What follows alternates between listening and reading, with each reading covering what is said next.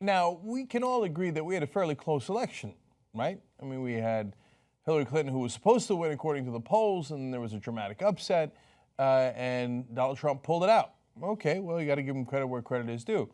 But he lost the popular vote, and on the day of the election, he was historically unpopular. It's a really fascinating phenomenon, yet he won. So he won the Electoral College. For people that don't live in America, that must seem awfully strange. Is that going to stop the Republicans and give them pause and say, hey, wait a minute, maybe we should reach out to the other side? Because that's what the Democrats always do. Whether they win big, they lose big, they lose by a little bit, they win by, it doesn't matter. Democrats are always like, oh my God, I got to reach out to the other side. So are Republicans going to do likewise? The answer is, of course not. Of course not.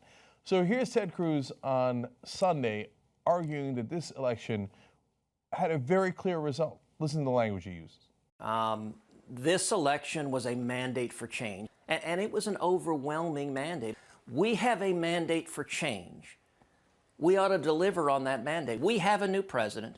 We have a mandate. 5 mandates in there. A mandate? We're talking about a mandate? He didn't even win the popular vote. In almost every other democracy in the world, that would mean that he lost. But in our insane electoral college, he won. Okay, take your win and go home, and don't talk to me about a mandate. So Michigan finally came in. It was about an 11,000 vote margin there, and they gave their 16 electoral college points to Trump as well.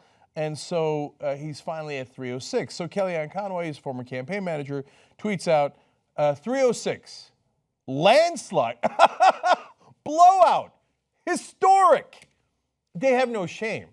They're not attached to the truth or reality, so it doesn't matter what they say. So they're like, oh, we barely won by the skin of our teeth. In fact, we should have lost if we had a real democracy. Who cares? Blowout. Okay, so let's show you all the numbers.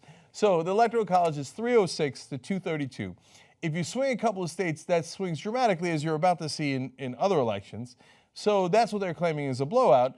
But the states like Florida's 29 points. If it goes one way versus another, that is a 58-point swing. So Joe, blowout. He won Florida by 1.3. He won Pennsylvania by, I think, 1.1, and Wisconsin and Michigan by under a point. Blowout! Okay. Popular vote, she is now leading 64. Not all the votes are in yet, but they're all trending in her direction because it's the West Coast votes that are coming in now that are heavily Democratic. 64.4 million to 62.3 million. If you're having trouble with math, in other words, if you're a Republican, that is over a 2 million vote lead right now for Hillary Clinton. Now, if the Democrats had any spine at all or other body parts, they would be screaming from the rooftops. The Electoral College is a crime. It's a crime against democracy. It has stolen the popular will twice, just in this last 16 years. 40% of the elections since 2000, democracy has been subverted. But they have no spine. So they go, oh, okay, yes, sir. Meanwhile, the other guys are like, blowout, mandate. I don't know if you know this, less people voted for you. Can I clarify? This is amazing. Do you know that in the Senate, more Americans have voted for Democratic senators than Republican senators? Who controls the Senate? The Republicans. More Americans have voted for Democrats in the House than Republicans in the House. Who controls the House? Republicans. More Americans voted for a Democrat to be president than a Republican. Who is the president? Republican. That's insane. That is not a democracy. So Trump kept talking about how it's rigged. Yes, it's rigged by the Republicans. And the Democrats go along with it as if there's no problem at all. The emperor has clothes on. Meanwhile, even though the Democrats should be yelling, they're meek, they're cowering in the corner, and the Republicans are yelling, oh, yes, of course, we're the big winners. By the way, if you're wondering why that's the case, so you know the Electoral College, and that's why it resulted in the presidency. In the House, you have insane gerrymandering, where, by the way, the Democrats are complicit in this. So the Republicans say, hey, we'll divvy up the districts in insane ways, draw on the map like this, even though it makes no sense, geographic sense. But we'll have all the Republican districts be 55%, and Democratic districts, this is very rough, obviously, and I'm giving you a rough sense of it. Democratic districts are much safer, 85%. So Democrat thinks, I'm never going to lose, So my party's always going to be in the minority because I just gave them more districts. But what do I care? You see, it's the Democratic establishment that sold you out. They're paid to be weak. So, and then in the Senate, you have 1 billion votes in California, you get 2 senators. You have like 3.5 votes in Montana, 2 senators. So in every single way, based on the rules, they didn't cheat, based on how they rigged the rules ahead of time. By the way, if you're sophisticated, that's how you cheat better. You rig the rules ahead of time. So they did it in a way so the Republicans control the House, the Senate, and the White House, even though they did not win the majority of votes in any of those chambers or in the presidency. It is amazing. Yet it is the Republicans shouting from the rooftops, landslide, historic blowout. And we're having this conversation as if it's a real debate. By the way, let me give you historical context, just the last 10 elections here, so you can get a sense of if it really was an electoral college blowout. So obviously, Trump got 306 here.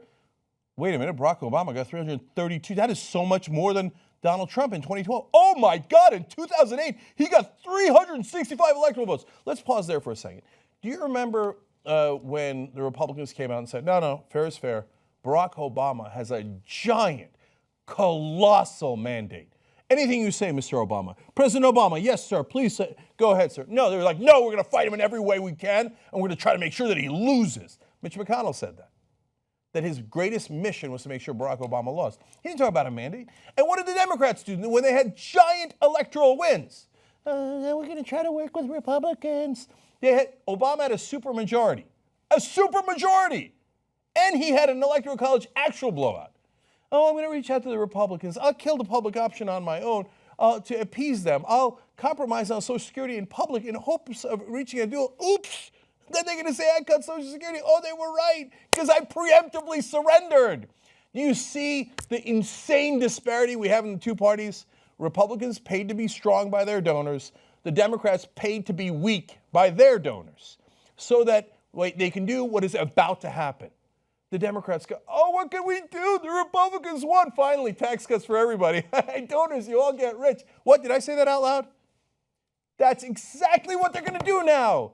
The number one thing on their agenda, tax reform. Tax cuts for all the donors, corporations, rich folks, etc. Because you've got Republicans shouting from the rooftops they got a mandate. Here, go back to the chart now where we were showing you Obama had a much bigger blowout by any definition. The only president who had narrower victories than Donald Trump in the last 10 elections was George W. Bush, another Republican. 271, it doesn't get any narrower than that in 2000. And again, he lost the popular vote there. And in 2004, it was 286. You know what they said after 286, which was the second lowest only to his first term? Mandate. They said 286 was a mandate. Let me show you the rest now. You want to see real blowouts. And to be fair, earlier, the Republicans had the blowouts. So Bill Clinton, 379, 370. I don't remember Republicans talking about a mandate there. George H.W. Bush, 426. Ronald Reagan, 525 and 489. See, those were mandates. Those were landslides. That is real, that is fair, and that's what people used to fairly call mandates before, not when you barely win even though you had less votes. And finally, to give you a sense of how incredibly unpopular Donald Trump is and how our democracy has in fact been subverted, do you know that on election date, according to the last poll, Donald Trump had an unfavorability, not favorability, unfavorability rating of 60% on election day. Now, if you say that shows you the record-breaking incompetence of Hillary Clinton and her team, I couldn't agree more. You are absolutely right about that. How do you lose to a guy with a 60% unfavorable rating in a democracy? How is that possible? But the one thing is, she did win the popular vote, and there is nothing on earth that would justify the Republicans calling this a mandate. So I'm ending that debate. You'll see it on mainstream media. You'll see it on television.